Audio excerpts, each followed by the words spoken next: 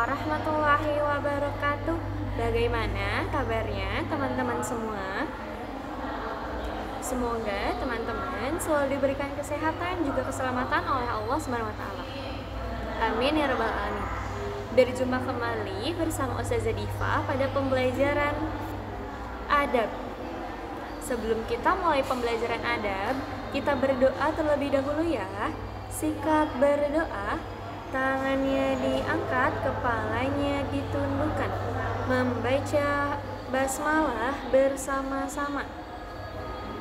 Bismillahirrahmanirrahim. Dengan menyebut nama Allah yang Maha Pengasih lagi Maha Penyayang.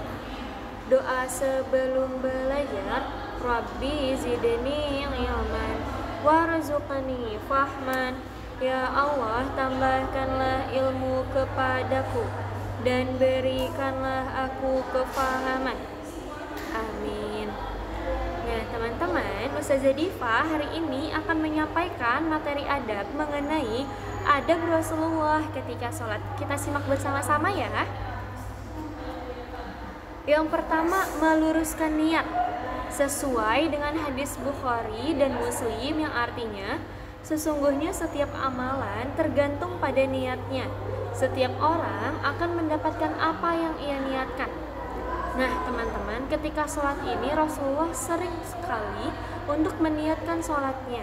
Meniatkan sholatnya itu artinya teman-teman meniatkan sholat untuk beribadah hanya kepada Allah. Karena ketika kita berniat untuk melakukan hal yang baik, insya Allah Allah pun akan memahami niat baik kita. Selanjutnya, menyempurnakan wudhu. Menyempurnakan wudhu yaitu melaksanakan rukun dan syarat wudhu dengan tertib sesuai yang dicontohkan oleh Rasulullah. Artinya dengan tertib itu harus secara berurutan dari awal hingga akhir. Sesuai dengan hadis riwayat Muslim yang artinya, maukah kalian aku tunjukkan tentang suatu amalan yang dengannya Allah menghapuskan dosa-dosa dan mengangkat derajat-derajat?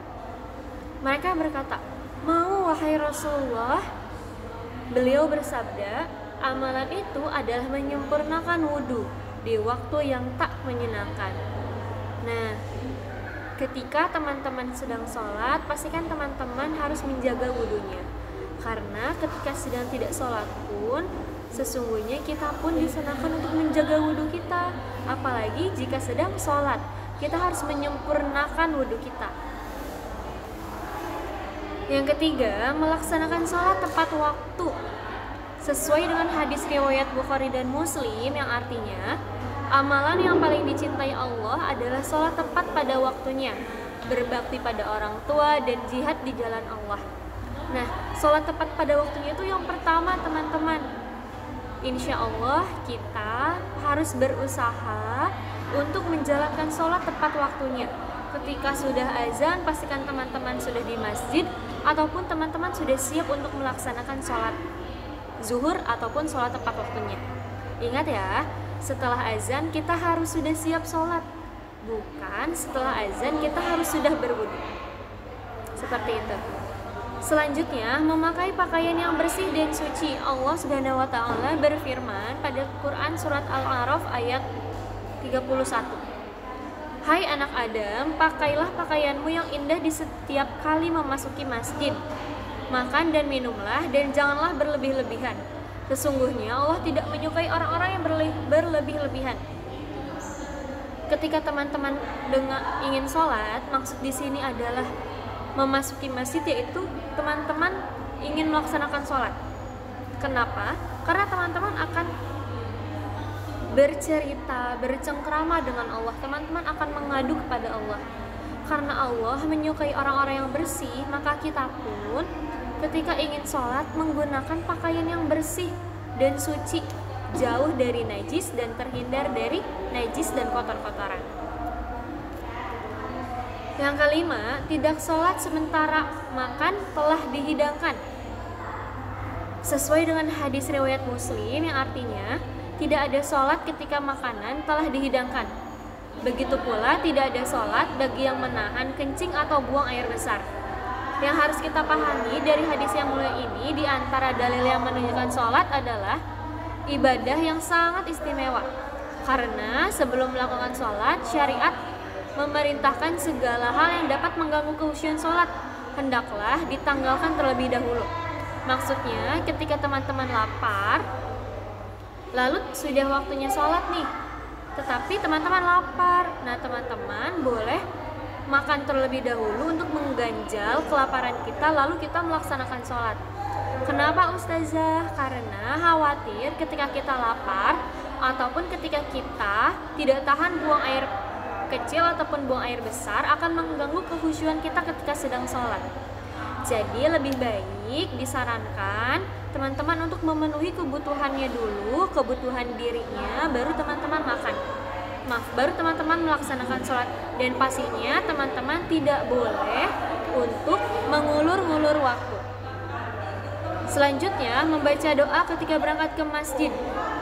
Doanya yaitu Allahumma ij'al fi qalbi nuron waj'al fi lisani nuron waj'al fi sam'i nuron waj'al fi baswari nuron waj'al khalfi nuron wa amami nuron waj'al min fawqi nuron wa min tahti nuron Allahumma azim li nuron. Nah teman-teman boleh doanya yang tadi dihafalkan ketika teman-teman ingin berangkat ke masjid untuk melaksanakan sholat. Berjalan dengan tenang dan tidak tergesa-gesa. Hadis riwayat Muslim menyampaikan, artinya orang yang paling banyak mendapatkan pahala dalam sholat adalah mereka yang paling jauh jarak rumahnya ke masjid, karena paling jauh jarak perjalanannya menuju masjid.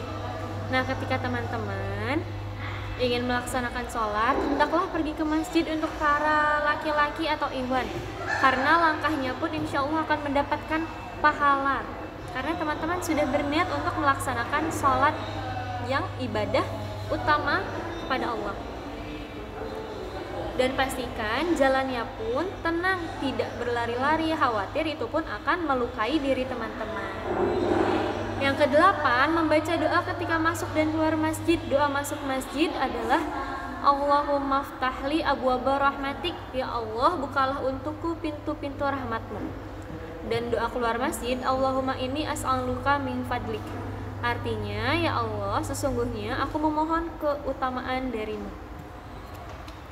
Yang kesembilan, melaksanakan sholat tahiyatul masjid ketika masuk ke dalam masjid sebelum duduk.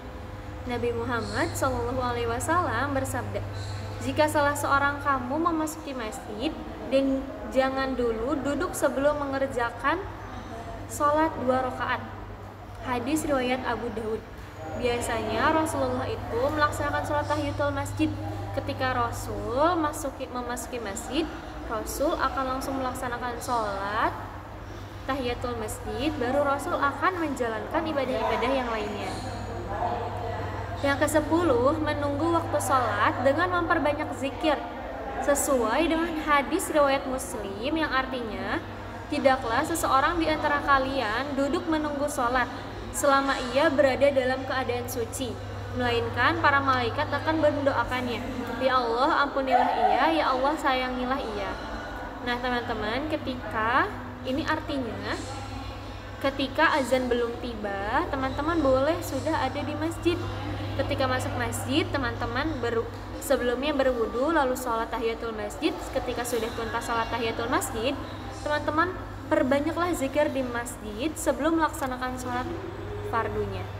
Sampai sini apakah ada yang ingin ditanyakan? Nah teman-teman, selanjutnya Ustazah Diva akan menyampaikan proyek untuk pekan ini, yaitu tuliskan doa masuk dan keluar masjid pada buku tulis pendidikan agama Islam. Tadi sudah diinformasikan doa masuk masjid dan doa keluar masjidnya apa. Silahkan teman-teman tulis menggunakan bahasa Arab beserta artinya. Sampai sini pembelajaran adab hari ini.